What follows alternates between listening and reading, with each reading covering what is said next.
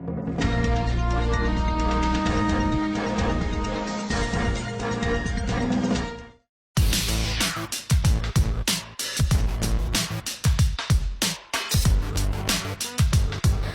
Nganjuk Novi Rahman Hidayat terjaring operasi tangkap tangan Komisi Pemberantasan Korupsi atas dugaan jual beli jabatan pada Minggu 9 Mei 2021.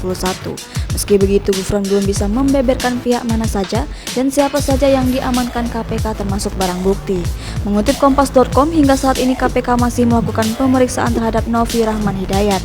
Dikutip dari laman resmi Pemkab Nganjuk, Novi Rahman Hidayat lahir di Nganjuk, Jawa Timur pada 2 April 1980. Ia bertempat tinggal di Dusun Bedingin, Desa Sukorejo, Loceret, Nganjuk. Novi saat ini tengah menjabat sebagai Bupati Nganjuk periode 2018-2023. Novi maju Pilkada 2018 bersama Marhen Jumadi.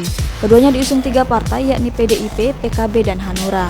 Mengutip situs KPU Nganjuk, saat itu Novi Marhen berhadapan dengan 2 lawan lainnya, yakni Siti Nurhayati Bimantoro Yono serta Desi Natalia Widya Ainul Yakin. Dilansir situs Kominfo Jatim, Novi Marhen berhasil memenangkan Pilkada 2018 Nganjuk dengan total 303.195 suara.